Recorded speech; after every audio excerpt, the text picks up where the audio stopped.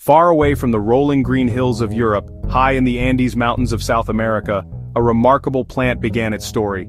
This was the potato. For thousands of years, the indigenous peoples of what is now Peru and Bolivia cultivated this tough, nutritious tuber. They learned that it could grow in poor soil and at high altitudes where other crops, like maize, would fail. The potato was not just food, it was a cornerstone of their civilization.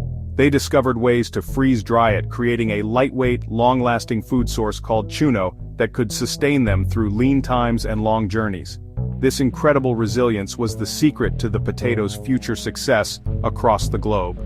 The potato's journey to the rest of the world began in the 16th century. Spanish conquistadors, exploring the Americas in search of gold and silver, encountered this strange but plentiful food. At first they were suspicious of it. However, they soon realized its value as a cheap and easy food source for the sailors on their long, arduous sea voyages back to Europe.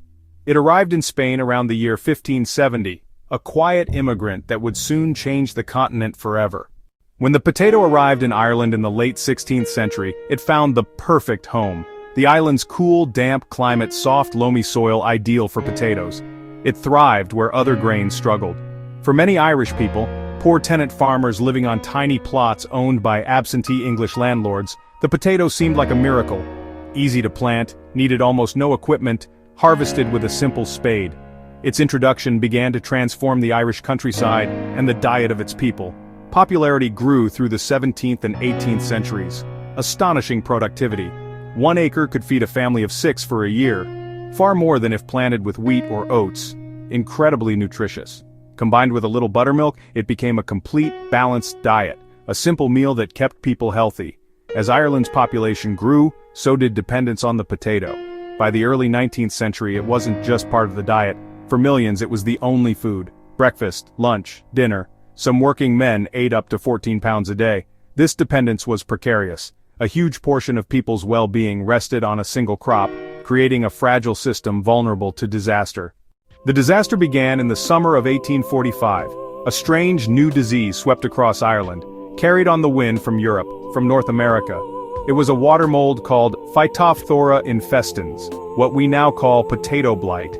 At first the potato plants looked healthy and green. Soon black spots appeared on leaves. A foul smell filled the air.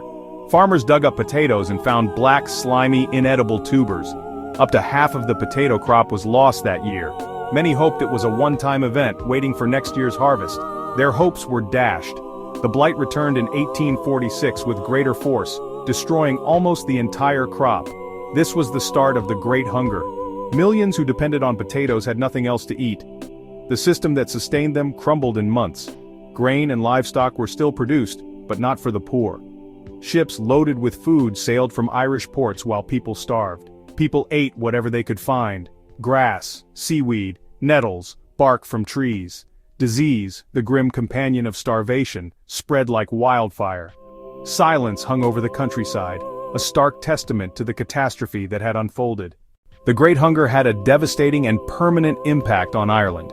The most immediate and tragic consequence was the massive loss of life. It is estimated that over 1 million people died from starvation and disease between 1845 and 1852. In addition to the deaths, the famine triggered a wave of mass emigration unlike anything seen before. Another 1 million people left Ireland, packing onto crowded, disease-ridden vessels that became known as coffin ships. The country's population, which had been over 8 million before the famine, was reduced by nearly a quarter. By the end of the 19th century, the island's population had been cut in half. This exodus also changed the cultural and linguistic fabric of the nation. The death and emigration of so many speakers led to a dramatic and rapid decline in the use of the language.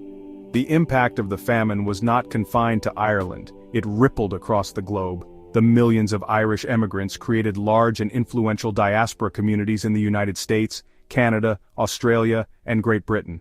They brought their culture, their music, and their traditions with them, but they also brought a deep-seated resentment towards the British government, whose inaction they blamed for the scale of the tragedy.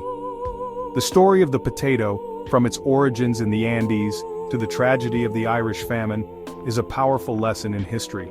It stands as a stark reminder of the dangers of over-reliance on a single food source and the devastating consequences that can unfold when poverty and politics collide, leaving an indelible mark on the history of a nation and the world.